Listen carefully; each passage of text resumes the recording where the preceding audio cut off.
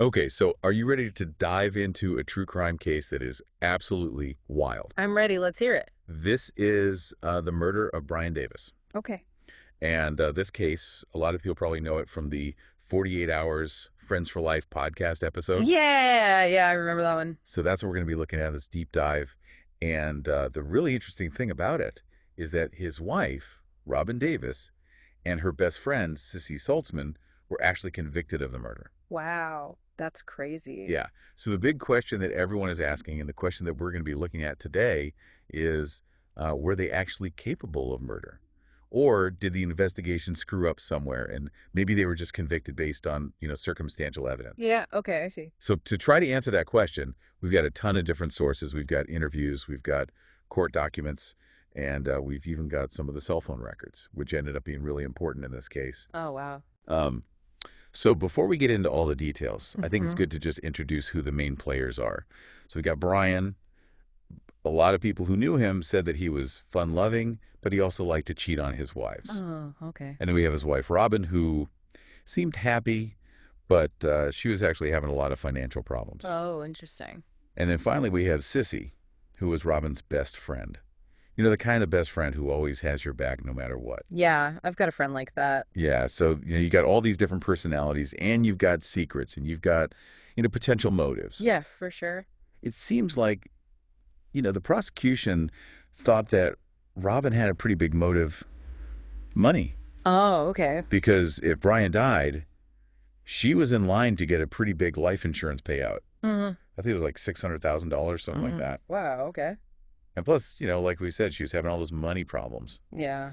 and they were in danger of, maybe losing their house. Oh, so she's got a lot of stress on her. Yeah, exactly. So is that enough to make someone commit murder, though? I don't know. Yeah, that's the million-dollar question, right? I mean, having financial stress is definitely a lot of pressure, Yeah, but does that automatically mean that you're going to turn into a murderer? right. The defense definitely didn't think so. And when it came to Sissy, the prosecution's argument was that her motive was that she was just, really loyal to Robin, like to the point where she would do anything for her, even kill. Really? Wow. Yeah. So that's where I think things start to get kind of questionable. Like, is being friends with someone really a good enough reason to kill someone? Yeah, I don't know. That just sounds like a stretch to me. Yeah, it does seem a little far-fetched, but, ultimately that was up to the jury to decide. Right, right. So we've got some, possible motives. But what about the opportunity? Like, did either of these women even have the chance to kill Brian? Yeah, that's a good point. So to answer that question, I think it makes sense to go back to June 29th, 2009, the day that Brian disappeared. Gotcha. So Brian, he uh, really loved fishing boats, Uh-huh. and he really wanted to get a new one. So he spent the entire day going around and, boat shopping. Okay. He went with Robin, his wife, Okay. and then, later that day he went back out again, supposedly to check out some more boats, Uh-huh. but he never came home. Oh, wow. And Robin, she was, understandably frantic. So she started calling everyone, hospitals, friends, anyone who might have seen Brian, Makes sense. but no one had. Jeez. And then 2 days later, some guy who was out test driving a car, he found Brian's body on this deserted road, and he had been shot. Oh my God. Not once, but 4 times. In the back. Yeah, 4 times in the back. Wow. So the crime scene was a little strange. Brian's car was jacked up, like someone was trying to steal it, and some of his valuables were gone. Okay. But his watch and his rings were still there. Really? Yeah. So was it just a robbery gone wrong? Or was it, something more planned out? Right, right. Even Brian's brother, Scott, at first he thought that it was just a robbery. He said, quote, "Someone killed him. Something went bad during a transaction." Okay, so he's thinking it's a robbery. Yeah. But then the police started noticing some things about Robin that made them kind of suspicious. Oh, interesting. Yeah. What kinds of things? Well, they said that when she found out that Brian was dead, she didn't really seem that upset about it. Hmm. And they said that she was really quick to try and blame Brian's mistress, Oh. What was her name? Fanny Dietz. Fanny Dietz. Yeah, and the police just thought it was a little too, convenient. Right, right. So then they start thinking, well, maybe Robin is involved. Makes sense. But what about Sissy? Yeah. Where does she fit into all of this? Yeah, I'm curious too. Well, Sissy and Robin were like best friends, totally inseparable. Oh. And naturally, the police are thinking, Well, if they do everything together, maybe Sissy is involved too. Mm-hmm. And the prosecution actually compared them to Thelma and Louise. Wow. Really? Yeah. It's two friends who went on the run, right? Yeah, exactly. But there wasn't a murder in Thelma and Louise. Yeah, you're right. That's a pretty big difference. Yeah. But, was that a good enough reason to be suspicious? Mm-hmm. Just because they were close friends? Right? Or was there something else that tied them to the crime? Yeah. And that's where those cell phone records come in. Oh, okay. Because the prosecution was saying that those records put both Robin and Sissy near where the crime happened around the time that Brian was killed. Okay. But before we get into all of that, with the cell phone records, I think it's important to remember that back in 2009, cell phones weren't as good as they are now. Yeah, that's true. Like, they didn't have GPS trackers, Uh-huh. so they couldn't really say exactly where you were. Right. It was all based on signals from cell towers. Gotcha, yeah. So can you explain a little bit about how those cell towers work and why they were so important in this case? For those of us who aren't, tech experts. Yeah, of course. So basically, think about if you were to throw a tennis ball into a room full of mirrors. Okay. The ball would bounce off all those mirrors before it landed. Yeah. Yeah, and it would be hard to tell where it came from originally. Right. So cell phone signals, they're kind of like that, especially if there's a lot of obstacles around, It's okay. like hills or buildings. Mm-hmm. The signals, they can bounce between different towers. Oh, okay. So it can be really hard to know for sure where someone was just based on, which tower their phone connected to. So you're saying that those records that the prosecution was using, they might not be as accurate as they were saying. Yeah, exactly. Yeah, it's interesting. Yeah, and the defense, they definitely made a big deal about that. They said, you can't say for sure that Robin and Sissy were there just based on the cell phone data. Okay, that makes sense. Yeah, so we've got some, maybe not so reliable cell phone records. Okay. We've got a wife who's acting a little strange. Right. And we've got her best friend who's always around. Yeah, This is getting interesting. it is. And it gets even more complicated when you consider that the night before Brian was murdered, Sissy actually borrowed his Honda because her car wasn't working.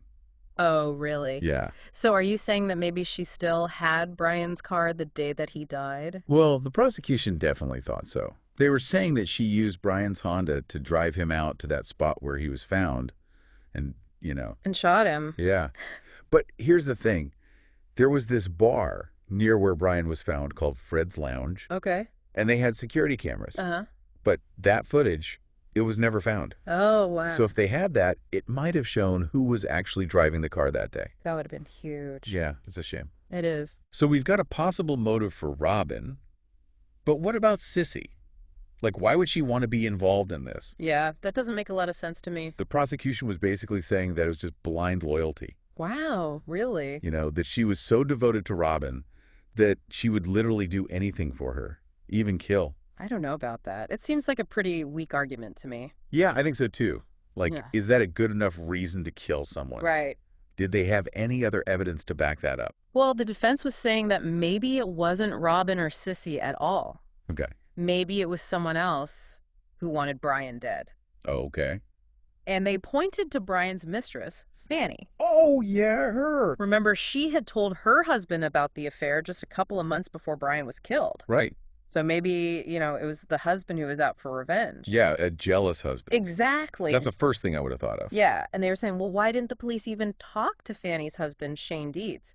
They just assumed that he was at work that day because his boss said so. They didn't even bother to check. Nope. Wow. And then there's the matter of Robin's outfit. Her outfit. Yeah. What do you mean? The day that Brian disappeared, she was wearing white pants and flip-flops. What? Yeah. Doesn't really sound like something you'd wear if you were planning to kill someone, does it? No, not really. The defense was saying that it just doesn't make any sense. Right. Like you'd think she'd wear something, I don't know, darker or something that she wouldn't mind getting dirty. Exactly. Yeah. So yeah, we've got these complicated relationships and we've got some motives that, maybe don't really hold up. Yeah. And we've got these cell phone records that might not be accurate. Right. Sounds like it's going to be a pretty interesting trial. Yeah, definitely. I can't wait to hear what happens. Yeah. So let's get into the trial. Robin and Sissy, they were facing some pretty serious charges. Uh-huh. And it seemed like the prosecution thought they had a really strong case. Yeah, but like we were talking about earlier, a lot of their evidence was circumstantial, Right. which can be tricky, Yeah. And the defense attorneys for Robin and Sissy, Glenn Van Voris and Shane Hinch, they were really good. Okay. Like, they really believed that their clients were innocent.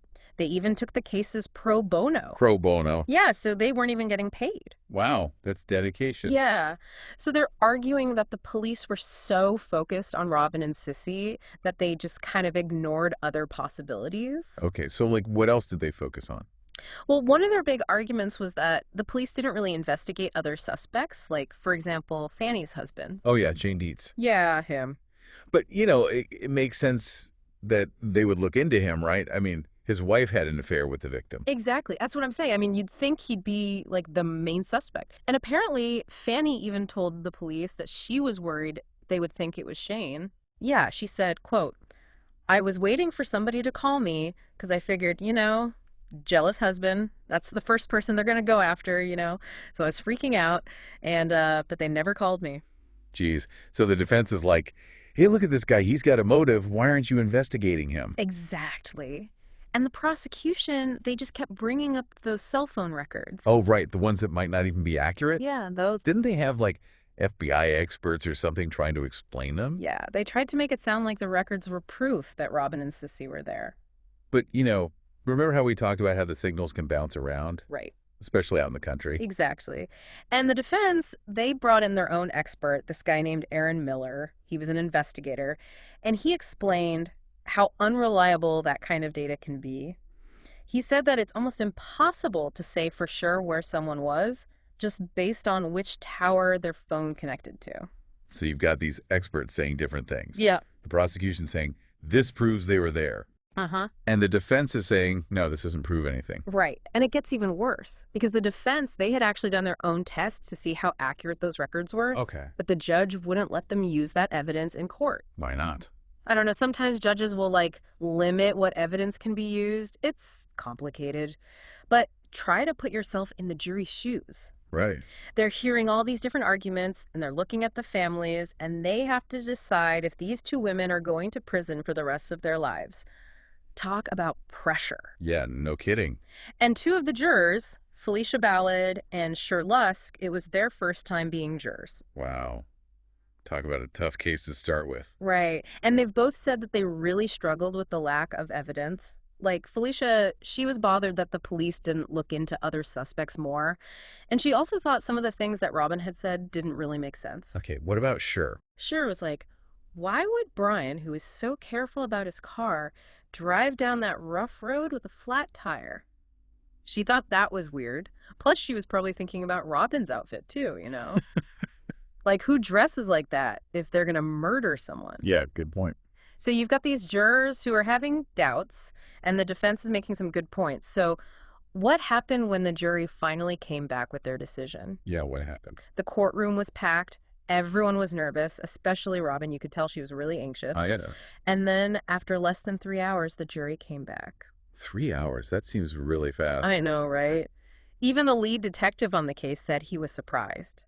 And he said he could tell what the verdict was going to be just by looking at the jurors. Like, one of them was crying, so he figured they were going to find them guilty. Oh, wow. So what was the verdict? Guilty. Both Robin and Sissy were found guilty of second-degree murder. Oh, man. So even though there were all those doubts, the jury still believed the prosecution. Yeah, pretty much. But there's something else. One of the jurors, Chandra Washington, she thought Robin and Sissy were innocent. Like, completely innocent. Wait, what? So they were convicted even though one of the jurors thought they didn't do it.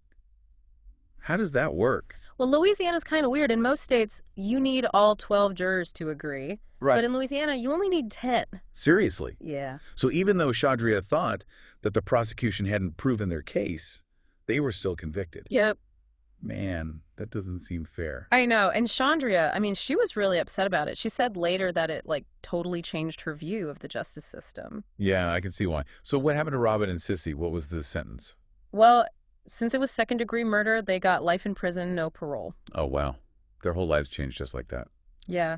And their kids, too, Robin has a daughter, Kelsey, and Sissy has 2 sons. Man, that's so sad. It must be so hard for them to have their moms in prison for something they don't even think they did. Yeah, and Robin's talked about how hard it is to be away from Kelsey, but she also says that Kelsey's got a great support system and that she's doing okay. She said, quote, Kelsey's going to be all right. I mean, their support system is just phenomenal. And like Sunday, I called Kelsey and they had just gotten back from the family dinner that we do every Sunday. And it's like, my life is where it's supposed to be. It's moving on, but I'm not in it. I'm here and I don't know why I'm here. Man, that's rough. And Sissy, she misses her sons like crazy.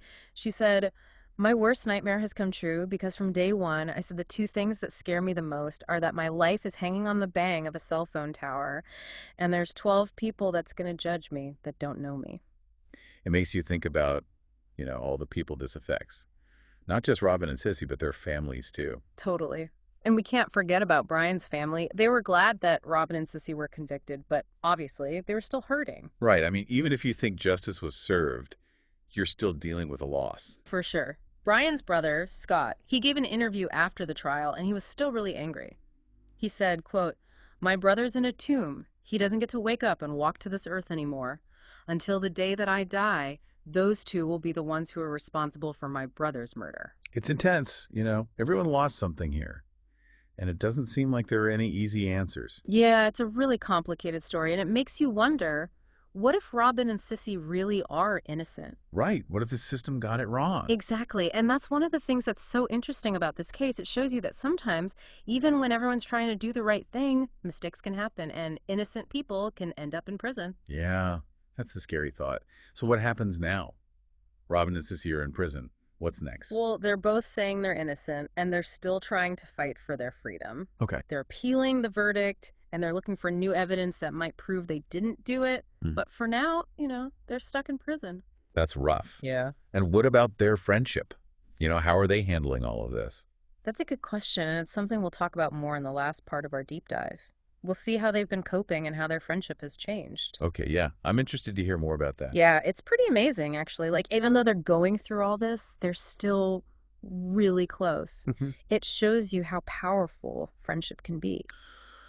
So we spent a lot of time talking about this case, the murder of Brian Davis, and the trial and the verdict that sent his wife Robin and her best friend Sissy to prison. But we can't forget that, this isn't just some story. Right. These are real people whose lives were completely changed by this. Yeah, for sure. It's easy to get caught up in all the details, but this is really a story about, people. Right. And relationships. Yeah. And the really awful things that can happen when a crime like this is committed. And we talked about the families, Brian's family and Robin and Sissy's families, right? And especially their kids, yeah, who are, growing up with their moms in prison. It's hard to imagine what that must be like. Yeah. But there's someone else who is really affected by all of this. Oh, yeah. Chandria Washington, the juror. Right. The one who thought they were innocent. Yeah. Imagine being her. Yeah. Like, everyone else thinks one thing, and you're the only one who thinks differently. Right. And then, they get convicted. And she has to live with that. Yeah. Remember that quote she gave? She said, "It really hurt to this day. It still hurts me." Yeah, that's heavy. And I think it's really important to remember that being a juror, it's not just, something you have to do. Yeah. It's a real experience that can stay with you for a long time. Absolutely. And, Chandria, she was really brave to stand up for what she believed in, even when everyone else was pressuring her to change her mind. Right. I mean, it makes you think about what justice really means, and how important it is to listen to your conscience. It's a big responsibility. Yeah, it is. But let's talk about Robin and Sissy. Okay. They were best friends. Right. But how did their friendship survive all of this? Yeah, I mean, they were accused of murder together. They went through the trial together. Yeah. And now they're in prison together. That's going to put a lot of stress on a friendship. For sure. But the amazing thing is they're still close. Like, really close. Wow. They've been supporting each other through all of this. So how do they stay connected, being in prison? Well, they go to church together in prison. Okay. And they do some of the programs there. Uh-huh. And they just make time to talk. Okay. And in one interview, someone asked Sissy how she could still be happy after everything that happened. Yeah. And she said, quote, "I don't know. It's all I can do." Wow. She's trying to find the good, even though things are really hard. Yeah. And, their friendship isn't just helping them. Right. It's helping their families, too. Yeah. It's like they're all in this together. Absolutely. And, Robin and Sissy, they're still trying to get out of prison. Okay, so are there any updates on that? Well, some people are taking another look at the evidence, Okay. especially those cell phone records that were so important in the trial. Yeah. There's some new technology that might be able to tell if those records were accurate or not. Oh, So there's a chance they could get a new trial. I really hope that Me happens. too. If they're innocent, they deserve to be free. Absolutely. This whole case, it's a lot to think about. It is. It shows you how complicated the legal system can be Yeah. and how important it is to keep looking for the truth, even when it's hard. So as we wrap up this deep dive, I really encourage everyone listening to check out that 48 Hours episode, Friends for Life. Yeah, it's a good one. It goes into way more detail than we could here. And remember, keep an open mind when you're listening. Think about the evidence and decide for yourself what you think happened. Yeah. And don't forget about the people involved. Right, this is a real story about real people. And their lives were changed forever by this. It's a reminder that what we do matters. Yeah. And that sometimes it's hard to know what's right and what's wrong. It makes you think. Yeah, for sure. Thanks for joining us for this deep dive. We hope you learned something. Yeah, thanks for listening.